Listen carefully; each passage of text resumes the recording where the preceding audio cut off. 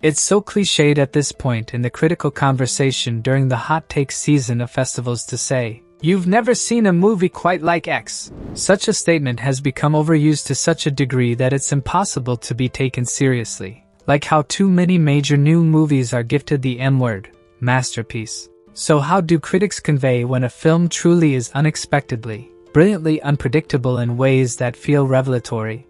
And what do we do when we see an actual masterpiece? In this era of critics crying wolf, especially one with so many twists and turns that the best writing about it will be long after spoiler warnings aren't needed, I'll do my best because Bong Joon-ho's Parasite is unquestionably one of the best films of the year.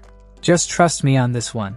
Bong has made several films about class, but Parasite may be his most daring examination of the structural inequity that has come to define the world. It is a tonal juggling act that first feels like a satire, a comedy of manners that bounces a group of lovable con artists off a very wealthy family of awkward eccentrics. And then Bong takes a hard right turn that asks us what we're watching and sends us hurtling to bloodshed. Can the poor really just step into the world of the rich? The second half of Parasite is one of the most daring things I've seen in years narratively. The film constantly threatens to come apart, to take one convoluted turn too many in ways that sink the project. But Bong holds it all together, and the result is breathtaking. Kim Ki-woo and his family live on the edge of poverty. They fold pizza boxes for a delivery company to make some cash, steal Wi-Fi from the coffee shop nearby, and leave the windows open when the neighborhood is being fumigated to deal with their own infestation.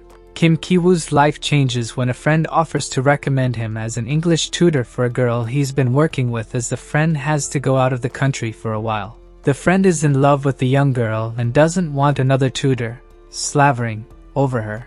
Why he trusts Kim Ki-woo given what we know and learn about him is a valid question. The young man changes his name to Kevin and begins tutoring Park Dae-hye, who immediately falls for him, of course. Kevin has a much deeper plan. He's going to get his whole family into this house. He quickly convinces the mother Yeon-kyo, the excellent Jo Yeo-jong, that the son of the house needs an art tutor, which allows Kevin's sister, Jessica, to enter the picture. Before long, mom and dad are in the Park house too, and it seems like everything is going perfectly for the Kim family. The Parks seem to be happy too, and then everything changes. The script for Parasite will get a ton of attention as it's one of those clever twisting and turning tales for which the screenwriter gets the most credit. But this is very much an exercise in visual language that reaffirms Bong as a master.